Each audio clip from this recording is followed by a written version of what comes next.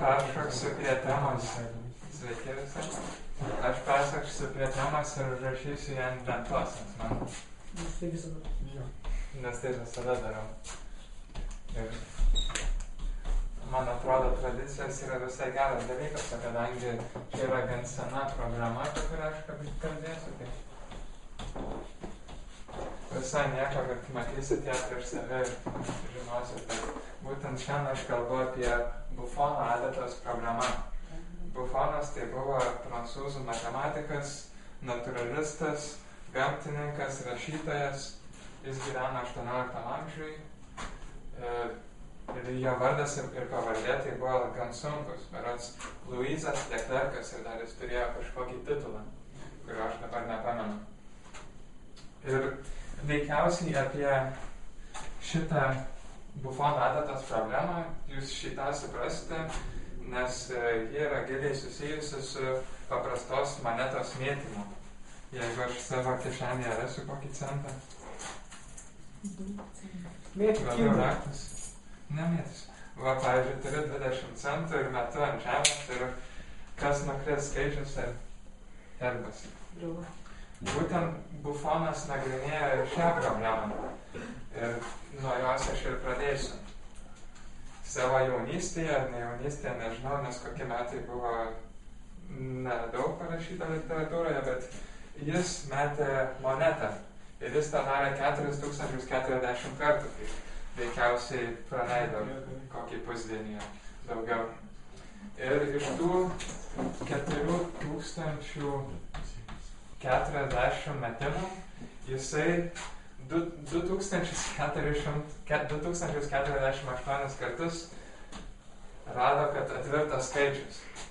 Ir jis paskaičiavo, kokia tikimybė iš tikrųjų yra, kad atvirsta skaičius. Na, tai tikimybė yra atvirtimų skaičius iš visų metimų skaičiaus. Ir jis paskaičiavo 2048, 4040 yra apytiksliai lygu 0,51.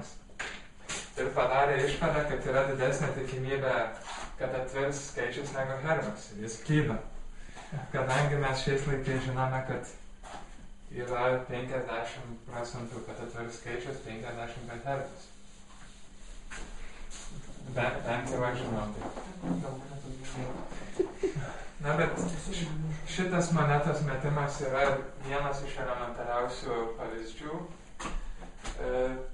adatos problemos, nes adata tai yra šiek tiek sudėtingesnis dalykas.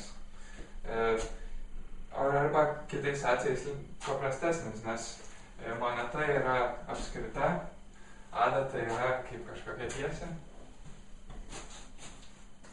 Arba atkarpa. Tai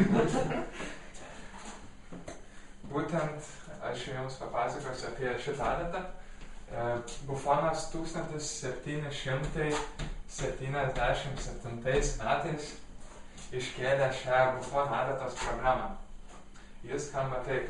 Turime baigtinio ilgio L adatą ir metame ją ant liniuoto popieriaus. Štai tokio. Čia tarp linijų yra atstumas D.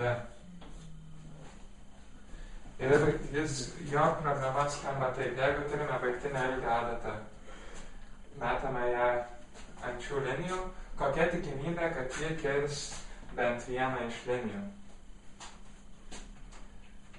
Ir būtent tai yra ir problema, apie kurią šiandien bandau jums papasakoti. Galima būtų šitą mėginti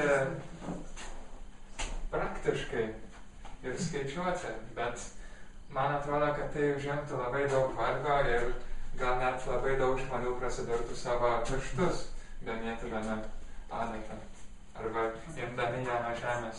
Tad daug geriau yra, vietoj to, kaip jau matėme, kad Buffonas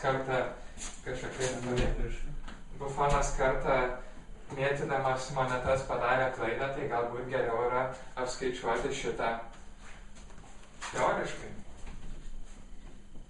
tą ir pabandysime padaryti. Ir šį dalyką bandė įrodyti nemažai matematikų ir pasiremsiu vieną iš jų. Barbier, jis turbūt buvo ir matematikas prancūzas, turbūt Barbier įrodymų, kuris yra gan gražus ir jis buvo pateiktas 1860 metais. Ir jis yra baisiai ilgas. Tai, na ką padarys?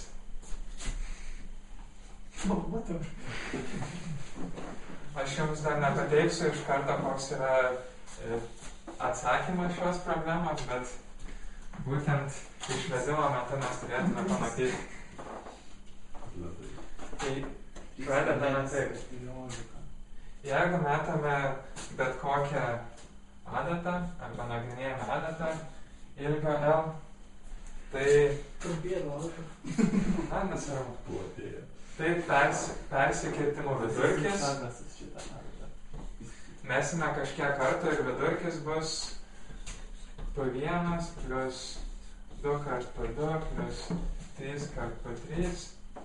Čia P1 yra, kad persikirs su viena linija, P2 kad su dviejomis, P3 kad su trijomis.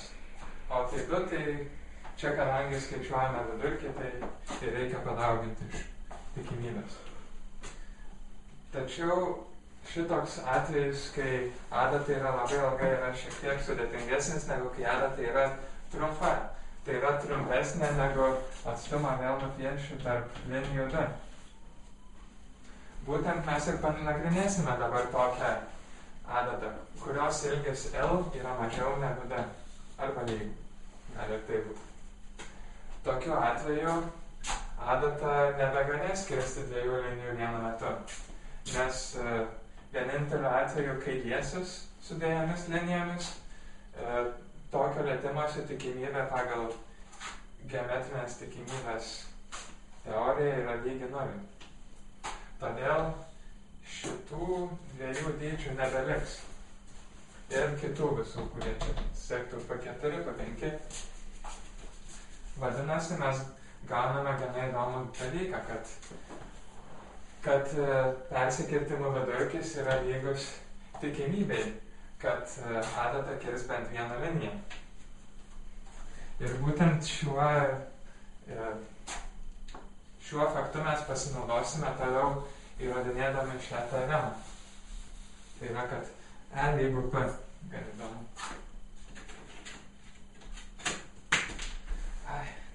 O, kai tu konfliuk. E lygu P. Toliau aprašysime galbūt EL kaip persikirtimų vidurkį, kai adatos ilgis yra L. Tiesiog įprasminsim, kad dar galima pasirinkti skirtingą L ilgį. Tai žinome, kad jis bus, aišku, mažiau negu D. Ir dabar nagrinėsime adatą kaip jos dvi dalis, x plus y. Tai yra L lygu x plus y. Ir tada E nuo x plus y bus lygu kam? Bus lygu persikirtimų vidurkį pirmos adatos dalies plus persikirtimų vidurkį antros adatos dalies. Tai bus E nuo x plus E nuo y. Šitą procesą mes galėtume tęsti ir pasinaudodami indukcijos metodu, rastume, kad nx nuo nx, jeigu padalintume adatą į n lygių dalių, būtų lygu n x. Čia n būtų bet koks natūralus skaičius. Šitą tiesiog galima elementariausią indukciją įrodyti. Veikiausiai jums akivaizdu. Jei ne, tai įrodyčiau. Nereikia. Kad, na gerai, įrodysiu. Taigi nematęs. Imame vienetą. Kai n lygu vienetas ex lygu ex, tai akivaizdu. Tada darome, kad teisinga, kai n lygu k ir nagrinėjame, kai n lygu k plus 1. Na, kai n lygu k plus 1, tai e nuo k plus 1 x lygu. Čia pagal tą pradinę savybę, ne, šito dabar nereikia. Šitas lygus k plus 1 x. O šičia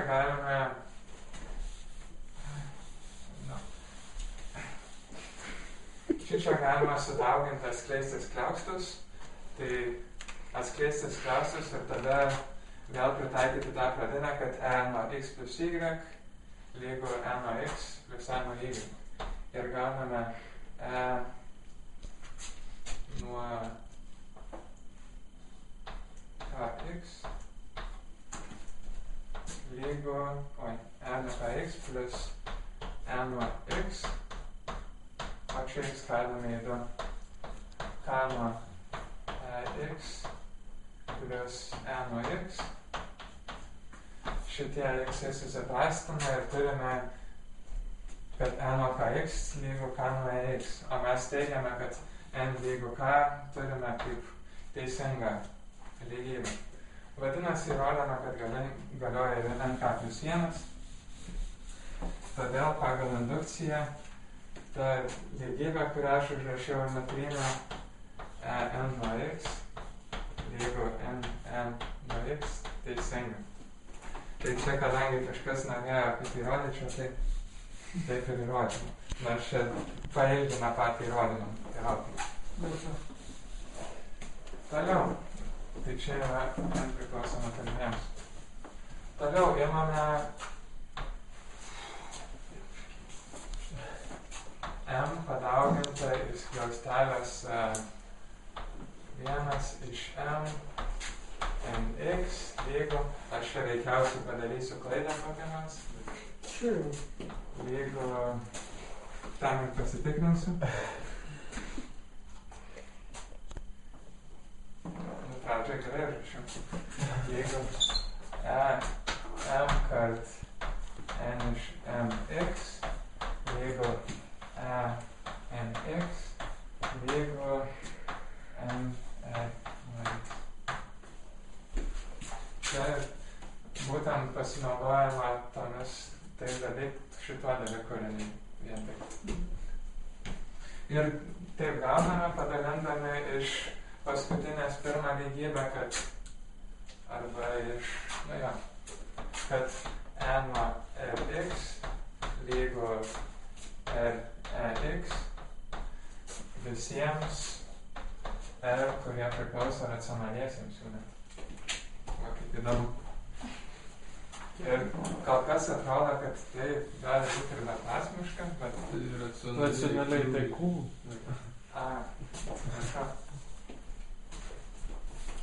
Gera sistema. Ir dabar kas nutiks, jeigu imsime vietoj x-o vienetą? Tada turėsime x-as, tai čia yra adatos ilgis. Tada turėsime e nuo r lygu r e nuo 1. Čia galime r pervadinti į x, kadangi jis yra racionalus, o x irgi racionalus. Na, tai tiesiog galime nepervadinti. Turime e nuo r lygu r kart konstant. Ir mes jau beveik turime formulę, kaip apskaičiuoti tą persikirtimų vidurkį arba tikimybę, kad adata kirs bent vieną liniją. Tik tai matome, kad čia yra kažkokia keista konstanta, kurią mums vėlgi kažkaip reikia suskaičiuoti. O tam, kad suskaičiuotume, mes padarysime gan įdomų dalyką. Mesime nebe adatą, o daugiakampį. Aišku, daugiakampis nebėra adata, o gal ir yra. Su daugiakampiu nieko nebesusius. Na, tokį daugiakampį, kurio ilgis yra L. visų kraštinių ilgis L. Kaip adatos L lygiai toks pat. Ir tokio daugiakampio persikirtimų skaičius vėlgi bus lygiai toksai pat, nes persikirtimų skaičius yra lygus persikirtimų kiekvienai kraštiniai skaičiui. Taigi vėl turėsime E nuo L lygu L kart C. Bet mums vis tiek dar reikia suskaičiuoti, koks yra tas nelemtasis C konstanta. Tam mes padarysime dar įdomesnį dalyką. Nagrinėsime diskersmens apskritimą, kurio aš jį pasižymėčiau raidę vėlgi C, bet didžiąją. Gal nesumaišysiu. Kuris yra diskersmens, vadinasi, jo ilgis x lygus kam apskritimo ilgis? Pi d. Ir be šio apskritimo dar nagrinėsime apie jį apibrėžtą ir apie jį įbrėžtą apskritimą. Daugiakampį. Įbrėžtą ir apibrėžtą daugiakampį. Tiksliau, jų persikirtimo skaičius, vidurkius. Ir pavadinsiu pirmąjį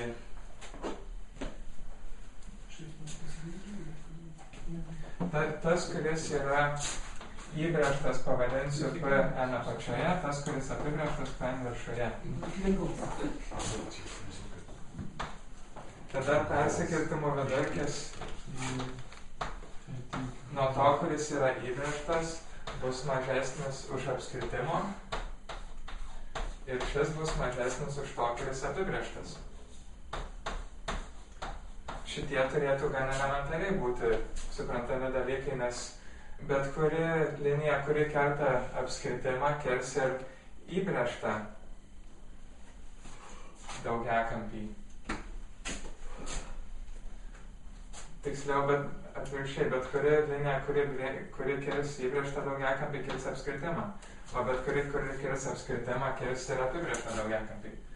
Iš to ir ši nelygybė. Tačiau šitų daugiakampių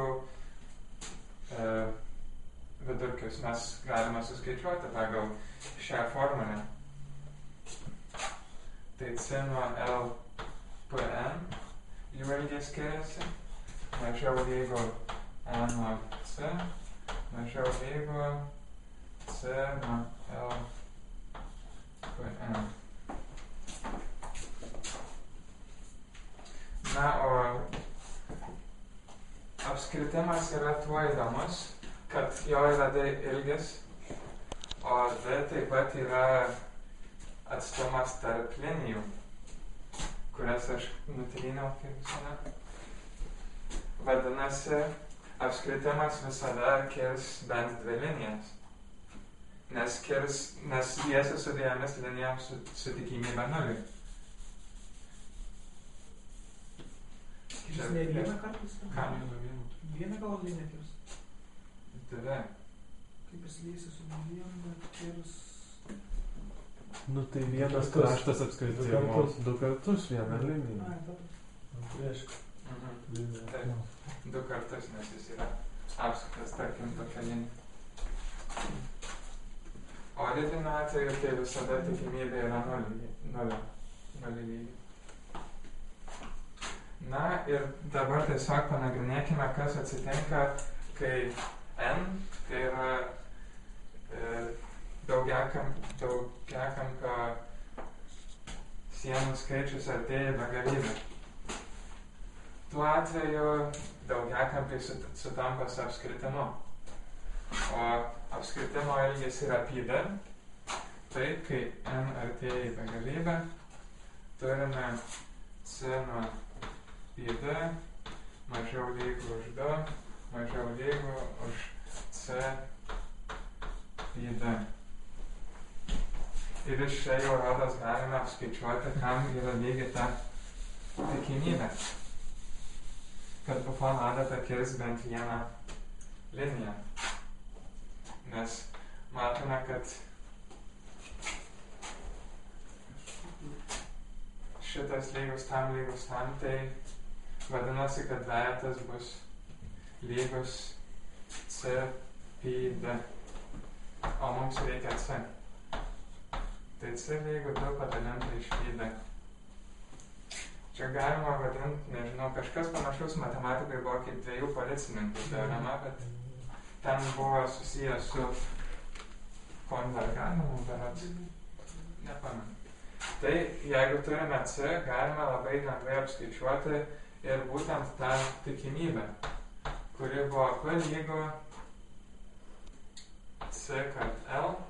Na, čia buvo E lygu P, C kart L lygu 2 kart L iš pi D.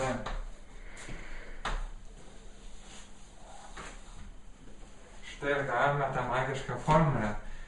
Ir mums dabar visiškai nebereikia skaičiuoti, metant tūkstančius kartų, kokia vis dėlto tikimybė, kad kirs tą liniją. Tačiau atsirado tokių matematikų, kurie vis dėlto mėtė tas adatas ir skaičiavo tas tikimybės. Vienas iš tokių buvo italas Lazarini. Jau buvo 1901 metai, kai jis tą darė. Kad reikia iš čia? Jau beveik kompai atsiradęs. Ką? Dar pašytis ir Tai jis mėtė 1901 metais ir metė adatą 3408 kartus.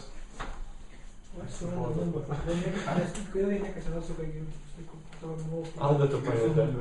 O čia šitas... 3, 5, 6. O čia yra labai geras klausimas. Nes Lazarinė apskaičiavo, kad pi yra apytiksliai lygu 2 kart 5 šeštasis berods, kart 3, būtent tas pats skaičius 3408 padalinta iš 1808. Ir tai apytiksliai lygu 3, 1, 4, 1, 5, 9 ir 2, 9. Tai kas atsimenate apie skaičius, tai matome, kad 6 skaičiai yra sutampantis. O šitas dalykas yra įtartinas tuo, kad Lazarini metęs adatą 3408 kartus gavo, kad jie kirto berods 1808 kartus. Ir šita trupmena yra gana tikslus pi įvertis. Dėl to yra visokių chaoso ir kitokių sąmokslo teorijų, kad jis galbūt specialiai pasirinko šios skaičius ir galbūt visi matematikai dėl tos renkasi ne kokius lyginus skaičius kaip milijoną, o 3408. Gal ir taip būtų. Tiesa, šitas įrodymas, kurį aš jums rodžiau, yra toks kaip pavyzdinis iš tų geometrinių tikimybių, bet jis yra labai ilgas. Ir net ir juo remdamasis Lazarini vis tiek sugalvojo, kad reikia daryti eksperimentus, kurie buvo gana apgaulingi. Dėl to galbūt visai naudinga įrodyti šį faktą dar kartą. Tik šį kartą trumpiau. Vėlgi turime L ilgio adatą, atstumas tarp linijų yra D ir adata sudaro su linijomis kažkokį kampą alfa. Tada šitam dalis statmena linijoms bus lygi x lygu sinus alfa kart L. Ir tikimybė, kad šitas plotelis kirs kurią nors iš linijų yra lygus x padalintas iš D lygus šitam sinus alfa kart L padalinta iš D. Ir tam, kad apskaičiuotume visą tikimybę, tiesiog reikia apskaičiuoti ją visiems kampams alfa. Čia alfa bus nuo pi iš 2 iki 0. Kitiems atvejams gautųsi simetrija būtų tas pats. Tai būtent tada tikimybė yra lygi integralui nuo 0 iki pi iš 2. Sumuojam visiems kampams šitos tikimybės. Sinus alfa kart L iš D. Ir šitą visą padaliname iš kampo pi iš 2 pagal geometrinės tikimybės apibrėžimą. Ir iškart randame atsakymą. Sinusą integruoti mokame, tai yra minus kosinusas. Turime D ir kart minus kosinus. Kas yra? Diferencialą.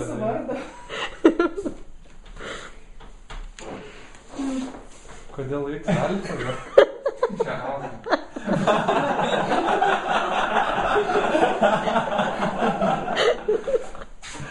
Tu nematai alfa. Cool, tikiu. Na, bet čia nėra visiškai svarbu, ta diferencija. Tiesą pasakius, per kai kurias paskaitas būna ir bjauresnių dalykų, kad žmonės padaro. Na ir šitas kosinusas, kai pi iš 2 yra lygus 0, kai 0 minus 1. Ir gauname atsakymą L kart 2 iš dpi. Ir matome atsakymai sutampa, tik šitas sprendimas daug greitesnis. Tai kad pamiršau parašyti diferencialą. Tiksliau nepamiršau, dar nebuvau užbaigęs kitos lygybės. Man atleidžiama.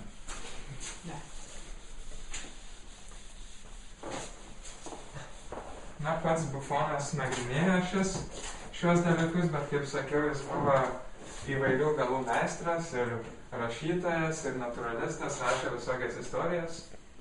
Tai dar vienas dalykas, kurį jis darė, tai kartais sugalvojo paskaičiuoti, kokia yra tikimybė, kad Saulė pakils, kai ji pakilo N dienų iš eilės.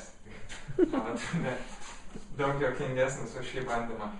Akivaizdu, kad jam nieko nepavyko ir iš to jokios Bufono Saulės problemos mes neturime.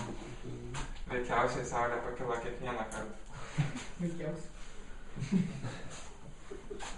Tai problemos tai va.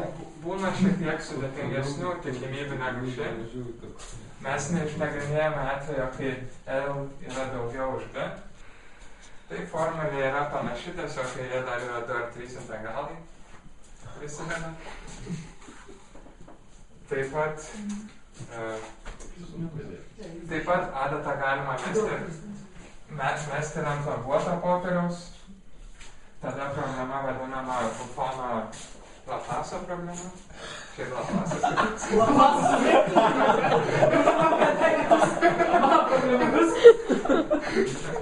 Viena knyga tai labiau buvo parašyta tiesiog Laplaso problema. Tai būtent, bet... Jo, tai čia Laplasą. Tai ir metodai, kuriais šios problemos sprendžiamos, yra pritaikomi ir kitur matematikoje. Apskritai geometrinės tikimybės turi savo prasmę. Čia yra viena prasmė, galima apskaičiuoti tikimybę, kad metame adatą ant linijų ir iš to net gauti pi vertę, nors kartais suklastota galbūt kaip lazarinė, mes nežinome. Bet taip pat galime ir spręsti problemas. Aš tiesiog radau kelis pavyzdžius. Aišku, jų pačių neradau, bet tiesiog parašyta, kad galima ir spręsti problemas susijusias su vėžio mastelėmis, karinėmis strategijomis, virusais, chromosomų išdėstymais. Dar buvo kažkoks atvejis su kraujo ląstelėmis, kaip jos elgiasi. Tai ir tokie yra pritaikymai bufono adatos problemos ir kitų geometrinių problemų. O šios būtent bufono problemos pritaikymas yra apskaičiavimas pi arba dar galbūt parodymas, kad vieną problemą galima išspręsti dviem būdais, vienu ilgu, kito lengvu, bet jeigu nemoki integruoti, tai veikiausiai pirmas yra lengvesnis. Nežinau. Aš namuose bandžiau užsirašyti šitą formulę, tai pirmoji užėmė 2 puslapius, antroji 1 eilutę. Tai būtent ir pabaigsime mano pranešimą užrašytą 1 eilutę. Bufono adatos problema. Aišku, aš dar galėjau užrašyti pradžioj tokį ženklį, kadangi jais prasta, tai dar kai kurie naudoja tokius ženklus iš karto juodą kvadratėlį, paskui tuščią.